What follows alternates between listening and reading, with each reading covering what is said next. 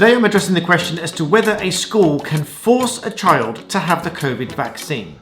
There have been lots of questions raised about this as to whether parental consent is required, whether the child's consent is required or indeed valid, and in any event, whether the school can just go ahead and mandate that a child has the COVID vaccine.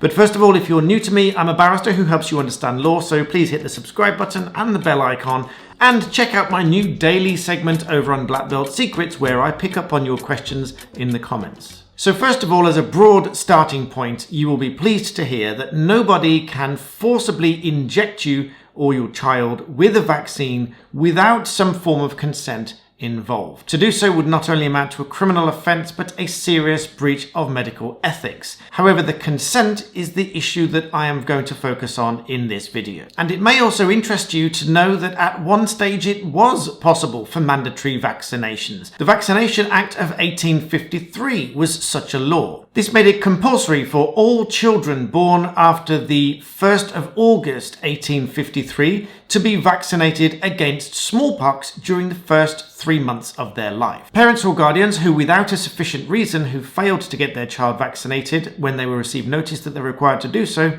were subject to a fine of £1. But the situation today is not quite the same as it was then, and consent is required. So let's break this down and explain. Now, aside from genuine emergencies, it is a legal and ethical principle that valid consent must be sought before the commencement of any personal care. And of course, this includes treatment and even investigations. This is because it reflects the person's right to have a choice about how their healthcare is administered in respect of their own body, and therefore it is a fundamental principle, although case law on the issue of consent has developed and changed a great deal over the years. So of course the default position with children and young people is that parental consent should be sought and should be obtained before the administration of a vaccine. Now, I use the word should because this is ultimately the preferred method of obtaining consent.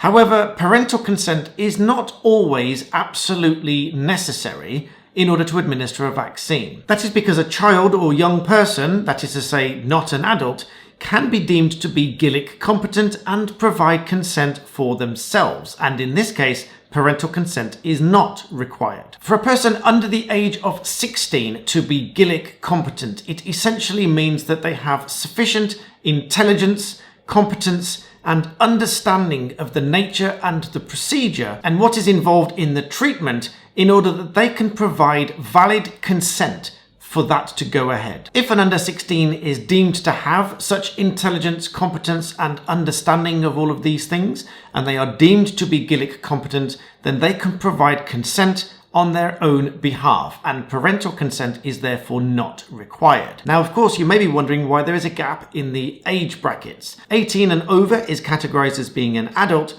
but 16 and 17-year-olds are deemed to be Gillick competent and can consent to their own treatment. If a child under the age of 16 is deemed to be Gillick competent and provides their consent to receive the vaccine, and in the case where a 16 or 17-year-old consents to the vaccine, it is very important to understand that a parent cannot override that consent, even if consent was sought and obtained because the child was deemed to be Gillick competent in that process. Now, I use the term process deliberately because this is an important term.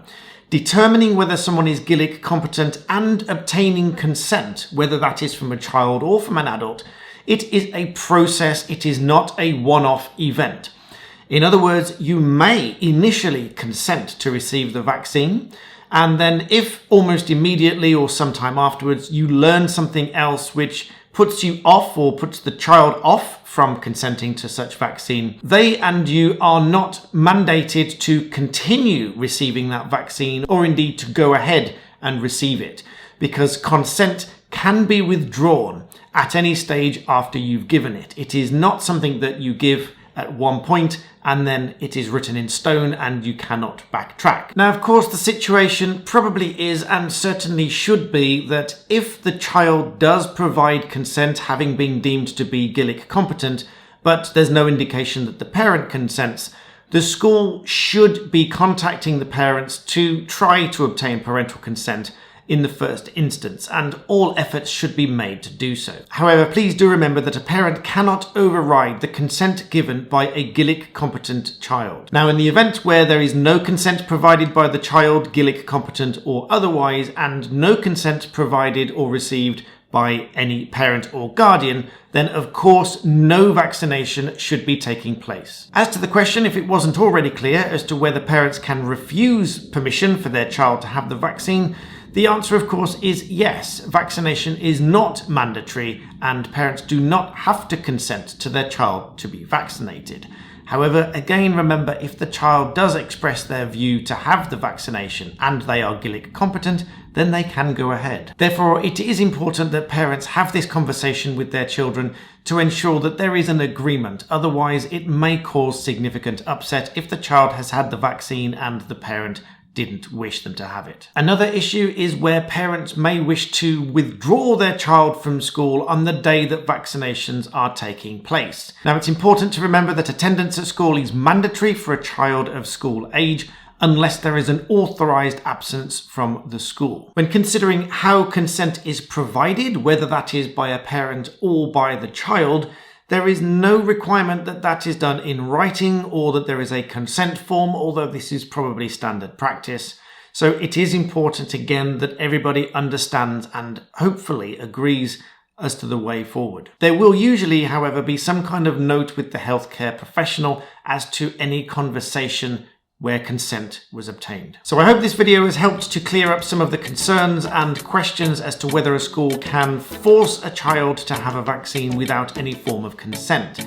Some of it may surprise you, but hopefully it has helped you to understand. Please give the video a thumbs up if you find this content useful, and remember, stay humble and subscribe.